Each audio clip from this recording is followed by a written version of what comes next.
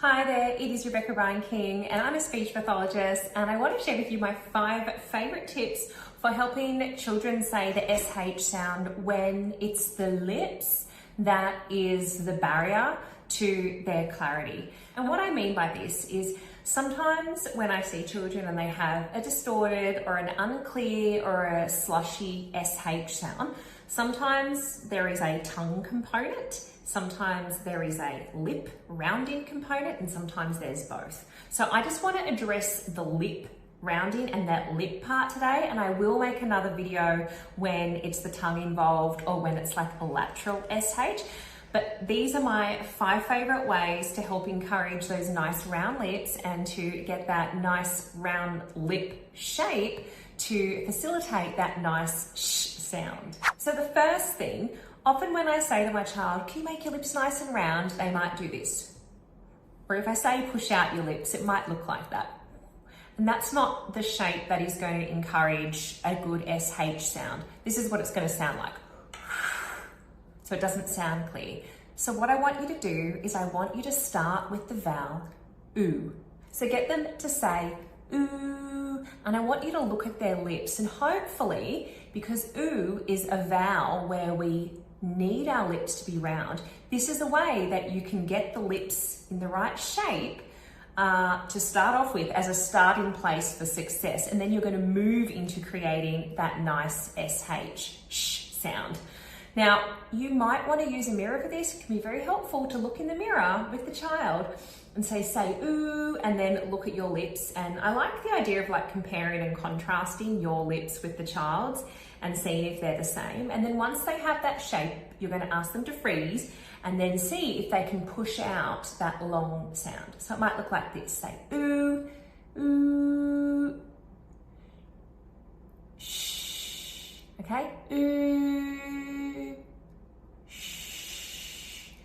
You may need to have your child close their teeth just a little bit, maybe, play around with that. But hopefully just that ooh is going to get that sh sound. And I would do it in that context. Ooh, shh, and see if that works. My second tip is to see if you can use your fingers, if the child is okay with you touching their face. You might want to use latex gloves, making sure the child does not have a latex allergy, and ask for their consent if you are allowed to touch their face. If they don't want you to, you can model this on yourself and see if the child can do it. We're going to see if we can really gently and really lightly just push the lips forward. And I find it's usually, it's in the corner, and it might be up a little bit, up around here. Okay, so it's going to be a light little push just to see what it feels like. Now, you don't want this, because it doesn't work, okay? So a light little push, and see if that little action can just help protrude and round the lip shape for your child. My third tip is, especially if it sounds like your child has like smiley lips, or it sounds like they're doing a bit of more like an S sound, like if fish is fis, or if shell is sell. And if you're just noticing that their lips aren't round, sometimes I find it helpful to show the child visuals like this. So I might say, oh, I really want those lips nice and round, like this is the one, do your round lips, but I saw this, so I saw your smiley lips. So sometimes I might use these to say to the child, this is what I saw, or this is what I saw. And I can find that this comparison can really help. And sometimes I might say to them, oh, it sounds like, you know, your lips are getting rounder and you're moving towards this, but they still are a little bit smiley. So by having a comparison and flipping up which one you heard, or just by looking at these and looking in the mirror again, the mirror can be very helpful. It can help the child be more aware of the shape of their lips, because the shape of your lips is going to change how your SH will sound, especially right at the start if they're using more smiley lips. So try some great visuals. My fourth tip is to make up a brand new sound. And we're not even going to call it the SH sound. We are just going to make up something novel, a great little metaphor, to try to encourage those round lips. And one of my favorite ones for SH and for lip rounding is the washing machine sound. There are a few reasons why I love this. Number one, I love that washing machine has a sh in washing and it has a sh in machine. So when I am saying the washing machine sound to the child, they're hearing a nice model of a clear sh sound. I also like that we can get a gestural cue going, and I kind of like to make little circles because a washing machine, it kind of makes like a sh, sh, sh, sh sound. And I like to make circular gestures to mirror the circular mouth shape that we are using. And if I have a little picture, like a little visual, like this one up here, the washing machine sound, I like that there is a circle on the front of the washing machine, and I might say, oh, let's see if your lips can be a circle like that, okay? So we'll try to make sure our mouth looks like that washing machine, okay? So shh, shh, shh, shh. This can be really great for some of those children who are very sensitive and who know what you're trying to do. Like if they know that you're trying to work on the SH sound, this is a way to get past all of that, because we can say, oh no, we're not doing that. I'm going to teach you a new sound. It's the washing machine sound. And we have to make sure our mouths look like washing machines. So you can call it something completely new, and just by reframing it and introducing it in a new way, it can help create like a new sound for that child, and hopefully overcome their error and what they were doing previously with their lips.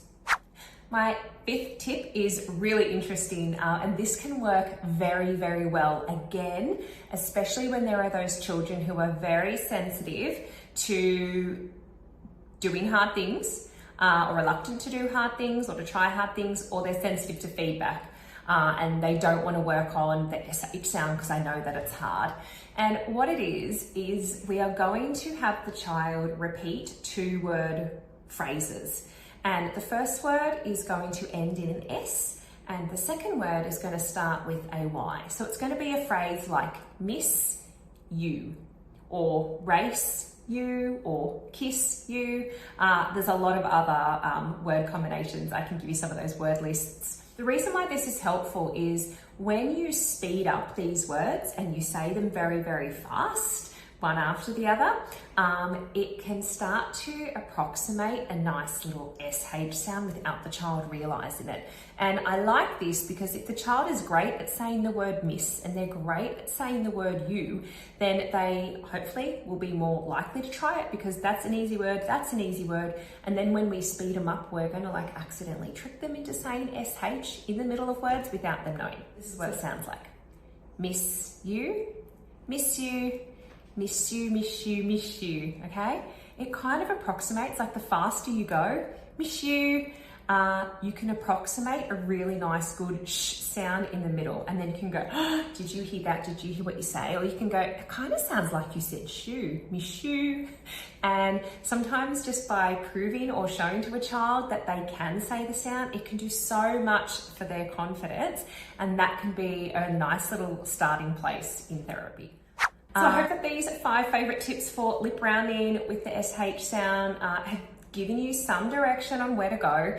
I always like to say that it is very rare that one of these cues is going to work. Often we are layering and trialing and erroring different types of cues. And sometimes you have to figure out how your child learns best. So some kids might learn best when you do use gestures, or they might really need a visual.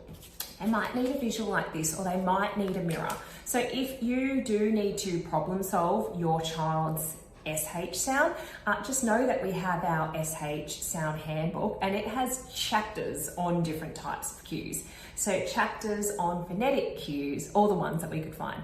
Chapter on metaphors, chapter on gestural cues, facilitative context, we've got a lot there. So it might mean if these ones don't work, that you just need to try more or combine more cues to really help your child say that SH sound clearly.